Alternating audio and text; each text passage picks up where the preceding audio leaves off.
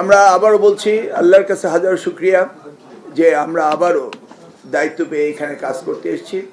প্রথমে আমি স্মরণ করছি আমাদের দেশ মাতা বেগম খালেদা জিয়া, যার অনুপস্থিতিতে পুনরায় আমি দায়িত্ব পেয়েছি। এর আগে আপনারা জানেন আমি স্টেট মিনিস্টারের কাজ করার সুযোগ হয়েছিল আমাদের সাবেক প্রধানমন্ত্রী বেগম খালেদা জিয়ার সাথে। আজকে আমরা কাজ করব, আমরা দুইজনে অঙ্গীকারবদ্ধ। আমরা জনাব তারেক রহমান আমাদের প্রধানমন্ত্রীর সাথে কাজ করব। আমি জানি যে উনি শিক্ষাকে অত্যন্ত ভালোবাসেন, যেভাবে ভালোবেসেছিলেন আমাদের সাবেক প্রধানমন্ত্রী বেগম খালেদা জিয়া। আজকে সংক্ষিপ্তভাবে আপনারা যেগুলো জানতে চেয়েছেন সব প্রশ্নের উত্তর আমরা দিচ্ছি না। আমরা প্রত্যেকটি বিষয় অ্যাড্রেস করব। আমরা এমন কোনো বিষয় নেই যেগুলো নিয়ে কথা না বলবো, তবে এই বিষয়গুলো আগামীকাল সকালে আমরা অ্যাড্রেস করতে চাচ্ছি। আজকে বিকেলে আমরা দুইজন ক্যাবিনেট মিটিংয়ের পরে আবার আমরা মন্ত্রণালয়ে আসব এবং আমরা আমাদের পেপার ওয়ার্কগুলি করব, কি কি রয়েছে, কি কি করতে হবে, এই ব্যাপারে আমরা মোটামুটি একটা প্ল্যান লেআউট করে আমরা আগামীকালকে আপনাদের ইন ডিটেলস বলতে চাচ্ছি। এর মাঝে যদি আপনারা ছোটখাটো প্রশ্ন আপনারা করতে পারেন, আমরা দুই একটি প্রশ্ন।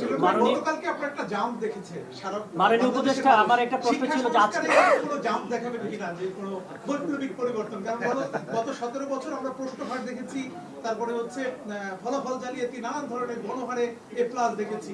তো এই আপনার সময় আমরা দেখেছি যে নকল রোধে আপনার একটা বড় ধরনের ভূমিকা ছিল। এবারে ওরকম কি চমক দেখাবেন শিক্ষামন্ত্রী? দেখুন, এই আমরা 2001 পাওয়ার পরে নকল রোধ হয়েছিল এবং প্রশ্নপত্র ফাঁস বন্ধ হয়েছিল। সেগুলি তো চলেই গিয়েছে, সেগুলি আর পুনরাবৃত্তি হবে বলে আমি বিশ্বাস করি না। আর জাম্প বলতে যেটা বুঝছেন, হ্যাঁ, আমাদের এডুকেশন সেক্টরে আমাদের শুধু হাই জাম্প না, পল ভল জাম্প দিতে হবে, এটাই আমি বিশ্বাস করি।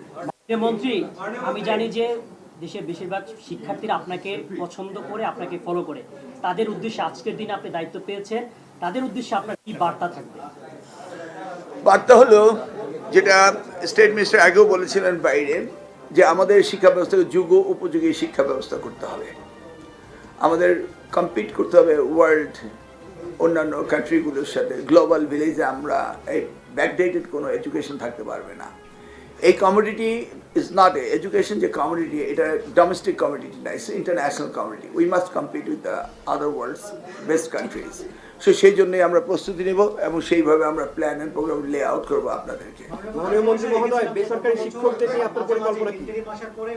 কারিকুলাম বছরের মাঝে মাঝে স্থগিত করতে হয়েছে, ব্যাক যেতে হয়েছে।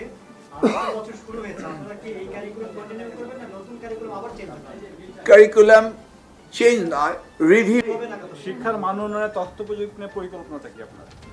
দেখুন, আমরা 4th জেনারেশন অফ ইন্ডাস্ট্রিয়ালাইজেশন আছি, সেখানে আমাদের ন্যানো টেকনোলজি, আর্টিফিশিয়াল ইন্টেলিজেন্স, এই সব কিছুকে ব্যবহার আমাদের করতে হবে, রোবোটিক্স আমাদের ব্যবহার করতে হবে। অতএব আমাদের ডিজিটাল প্ল্যাটফর্মে আসতে হবে, ডিজিটাল লিটারেসি লাগবে, ইংলিশ লিটারেসি লাগবে, এগুলি নিয়ে আমরা কাজ করব। মাননীয় মন্ত্রী মহোদয়, না, কবে ডেট তো আপনি প্রথম দিন আসার পরে আপনি এই প্রশ্ন করলে তার উত্তর কখনো আসবে না। আমি আসলাম, বসলাম, সব হয়ে যাবে। লেট আস লে আউট দ্য প্রোগ্রাম, এটা আমি আগেই বলেছি। কবে প্রশ্নটা তো এই মুহূর্তে বলা যাচ্ছে না। This the first day, first minute in my office. জি, গত 1.5 বছরে শিক্ষা মন্ত্রণালয়ে একটা বিশেষ দলের দলীয় কর্ম করা হয়েছে, যেটা বিশ্ববিদ্যালয়ের ভার্সিটি থেকে শুরু করে বিভিন্ন দপ্তর অধিদপ্তরে করা হয়েছে। এক্ষেত্রে আপনার কোনো পদক্ষেপ থাকবে কিনা? দেখুন, we don't want to drive our car looking the rear view mirror, putting our gear in the reverse. We don't want to go back, we'll go ahead. So we don't talk about the past, we'll talk about the future.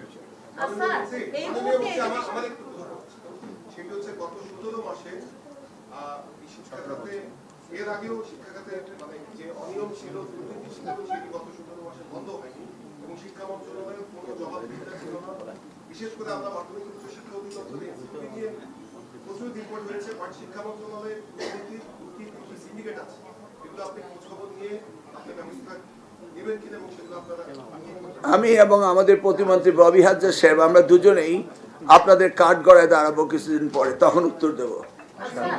একটা question ছিল, এই মুহূর্তে education সেক্টরে আপনারা কোন বিষয়টাকে আপনাদের সবচেয়ে বড় চ্যালেঞ্জ হিসেবে দেখছেন? প্রায়োরিটি কর্মসংস্থান, দক্ষ মানব শক্তি। দক্ষ কর্মসংস্থান তৈরির ক্ষেত্রে এখন তো সারা ওয়ার্ল্ড তথ্য প্রযুক্তি এবং টেকনোলজি নিয়ে বেশি শিক্ষা দিচ্ছে আপনাদের শিক্ষা পদ্ধতিতে মূল ধারায় কি এই মানে আপনি এই নীতিমালায় কোনো প্রণয়ন এবং হ্যাঁ বলছি, আমরা ডিজিটাল লিটারেসির কথা বলেছি। এআই নিয়ে শিক্ষা, এআই অন্তর্ভুক্ত। মাননীয় মন্ত্রী, আমার একটা প্রশ্ন ছিল, শিক্ষা খাতে দুর্নীতির বিষয়ে আমাদের সহযোগী প্রশ্ন করেছেন। এই ক্ষেত্রে এমপিও ভুক্তির ক্ষেত্রে, শিক্ষা প্রতিষ্ঠান এমপিও ভুক্তির ক্ষেত্রে বড় একটা অভিযোগ যে আপনার দুর্নীতি, বিশেষ করে গত সরকারের সময়ে, শেষ সময়ে অনেকগুলো শিক্ষা প্রতিষ্ঠান এমপিও হওয়ার অবস্থায় ছিল, এবং আমরা গণমাধ্যমের খবর অনেকেই চেপেছেন যে প্রচুর পরিমাণ দুর্নীতি হয়েছে, টাকা লেনদেন হয়েছে। এই শিক্ষা প্রতিষ্ঠান এমপিও ভুক্তির ক্ষেত্রে অর্থনৈতিক লেনদেনের ব্যাপারে আপনার অবস্থান কি হবে? শুনুন, 2001 হতে 2006 আমি দায়িত্বে ছিলাম, তখন কোনো দুর্নীতি হয়নি। আমরা আবার এসেছি, অতএব তারা কি করেছে তার জবাব দিতে আমার দেওয়ার নয়, কিন্তু আমরা করিনি তার প্রমাণ রয়েছে, এবং আমরা এসেছি, হবে না এটাই আপনি ধরে নিতে পারেন, অ্যান্ড দ্যাটস ফাইনাল। মাননীয় মন্ত্রী মহোদয়, শেষ একটি প্রশ্ন। মাননীয় মন্ত্রী মহোদয়, বেসরকারি শিক্ষকরা মাত্র 12,500 টাকা বেতনে চাকরির জীবন শুরু করে। এই যে 95% শিক্ষা প্রতিষ্ঠান হচ্ছে বেসরকারি, তো তাদের আসলে বেতন ভাতা বা তাদের সুযোগ সুবিধা বৃদ্ধি করার ক্ষেত্রে আপনি কোনো পদক্ষেপ নেবেন কিনা, বা কি পদক্ষেপ নেবেন সেটা আপনিও জানেন, আমিও জানি। Let's wait and see what we could do, you know that, আমরা জানি এটা। Thank you.